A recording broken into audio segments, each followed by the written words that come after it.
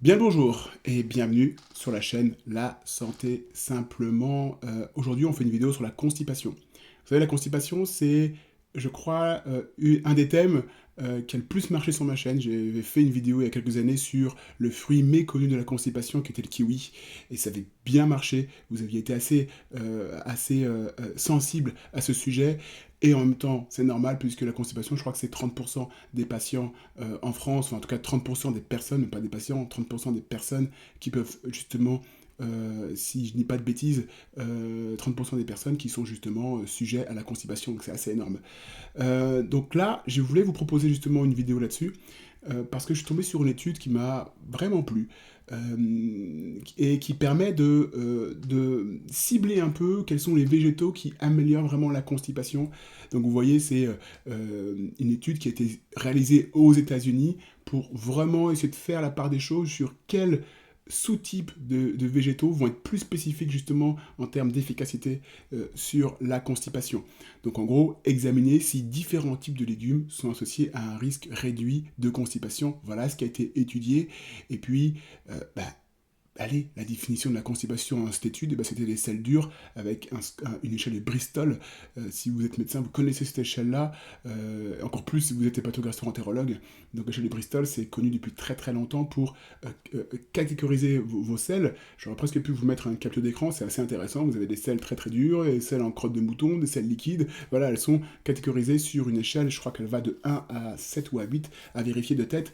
Mais voilà, vous avez, et généralement quand vous êtes à 4, justement, vous avez des belles selles bien moulées, belles, désolé de parler de ça. Si vous êtes à table, encore plus désolé. Mais voilà, c'est le sujet de la vidéo sur la constipation. Forcément, on parle du caca. Voilà. Donc, moins de 3 selles par semaine. On est dans cette définition de constipation et des selles dures. Moi, j'avais une autre définition en tête de la constipation. C'était 4 jours sans aller à la selle. Bon, voilà, ça n'a pas été pris dans cette étude, mais on est un peu là-dessus. Alors, avant de commencer, pour vous parler justement pour aller un peu plus loin dans les résultats de l'étude, moi j'avais justement envie de vous dire que la constipation, généralement, quand on veut donner des conseils alimentaires, on dit quoi? On dit manger des fibres, ok, manger des fruits, des légumes, ça va. On pense aux pruneaux, oui. On pense maintenant au kiwi, si vous avez suivi ma vidéo il y a 1 ou 2 ans qui parlait du fruit méconnu, parce que le kiwi est testé justement dans la constipation. Donc voilà à peu près ce qu'on donne comme conseil. Pourquoi je fais la vidéo là? Parce que le conseil il pourrait changer. Et si vous êtes médecin, si vous êtes thérapeute, si vous êtes naturopathe, voilà, ces conseils alimentaires, ils vont vous parler et peut-être que vous allez modifier. Moi, j'ai appris un truc super important à travers cette étude et c'est aussi pour ça que j'ai choisi pour vous la présenter aujourd'hui sur la chaîne La Santé Simplement. Donc, je reviens aux diapositives.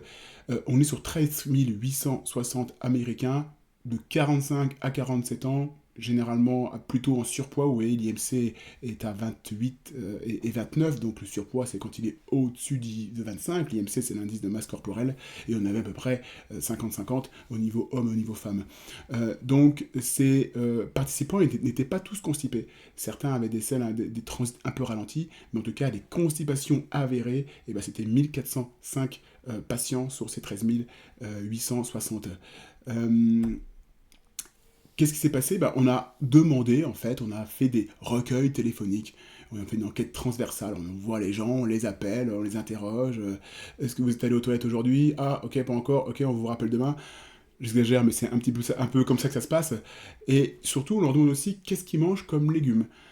Donc, c'est ça que j'ai aimé dans cette étude. Je crois que c'est la slide juste après. Vous voyez, ils ont différencié les types de légumes en fonction de la couleur. Donc, les verts foncés, roquettes, choux chinois, les légumes rouges et oranges, tomates, carottes, poivrons, piments. Ils ont fait aussi un sous-type justement, ils ont posé des questions sur des autres légumes qui étaient comme les haricots, le melon. Ils ont fait également un sous-type pour voir si ce que les gens mangeaient comme féculents. Et puis ils ont analysé de manière spécifique pommes de terre et tomates. Donc ça, ils ont essayé ensuite de pouvoir voir ce qui marchait le mieux et pouvoir affiner le conseil. C'est le but de cette vidéo. Est-ce qu'on peut affiner un conseil diététique plus précis justement pour aider les gens qui sont constipés? Et bien, voici les résultats. Donc, augmentation de la consommation de certains types de légumes est associée à un risque réduit de constipation. Alors, les légumes totaux, comme je disais en introduction, c'est le conseil de base. Mangez des fruits et des légumes, vous serez moins constipé. Ok, réduction de 15% du risque. Une tasse par jour. facile, ça c'est la base. Si vous êtes constipé, bah, il faut effectivement manger des fibres, donc manger des légumes et des fruits. Ce qui est intéressant, c'est quand on regarde la couleur de ces aliments, vous voyez, moi j'aurais tendance à dire, on va manger des haricots, manger des légumes verts en fait. Ouais, les fameux légumes verts. Ben, vous voyez, légumes verts, on est à 24% de réduction de risque, et ben c'est moins important que les légumes rouges ou que les légumes oranges. Vous voyez, réduction à 32%. Donc, on pourrait affiner en disant, vous êtes constipé, bah, mangez des légumes oranges et rouges. Et je vais plus loin. Vous voyez, c'est marqué en dessous. Là je parle, je blablate, mais c'est marqué en dessous. Tomates, 34%. C'est là, quand j'ai vu ça, je me suis dit, cette vidéo, je vais la mettre, je vais la proposer. Ce sujet-là, cette étude, je la propose sur ma chaîne La Santé Simplement. J'ai été un peu scotché. Franchement, la tomate, pour la constipation, vous demandez à n'importe quel diététicien ou nutritionniste, il vous dira pas forcément la tomate. Il vous dira bah, les fibres, il vous dira oui, la tomate sûrement, mais pensez aux haricots, pensez à tout ça. La tomate a fait mieux que n'importe quel type de légumes, que n'importe quelle couleur de légumes. Donc la tomate doit peut-être, si vous souffrez de constipation, et ben la tomate, elle doit être vraiment prioritaire. Si vous aimez la tomate à toutes les sauces, allez-y et consommez des tomates justement pour améliorer votre constipation, puisque là on est vraiment sur une réduction de 34% qui est au-delà des 24% des légumes verts foncés qu'on aurait tendance à conseiller lorsque justement on parle de constipation et d'hygiène de vie, on va dire, et d'hygiène de vie alimentaire. Donc voilà pour le sujet de la semaine, je ne vais pas forcément en dire plus. Retenez ça, hein, retenez le pruneau, retenez le kiwi, retenez la tomate. Là, vous avez 3 aliments à consommer régulièrement si vous souffrez de constipation. Et bien sûr, bah, le conseil de manger des fibres, de manger des fruits et des légumes. Là, ils étaient environ à 1 tasse par jour. Ça peut être plus. Hein. Moi, je vous conseille de manger de toute façon, des fruits et des légumes à chaque repas. Vous posez même pas la question. Et c'est ce qu'il faut faire. Par contre, voilà. Tomate, bah, pour moi, c'était nouveau. C'est un petit peu le fruit un peu caché. J'aurais jamais sélectionné la tomate si on m'avait dit qu'elle pouvait jouer sur la constipation mieux que n'importe quel autre aliment, j'aurais pas effectivement trouvé la réponse. Voilà pour le sujet d'aujourd'hui. J'espère que ça vous a plu. Mettez un pouce si vous avez aimé les vidéos. Abonnez-vous à la chaîne La Santé Simplement si vous aimez ce type de contenu. Posez des questions et interagissez avec moi si vous avez envie. Je me ferai un plaisir de vous répondre. D'ici là, je vous dis à la semaine prochaine pour d'autres contenus sur la chaîne et je vous souhaite de passer un bon week-end. Au revoir.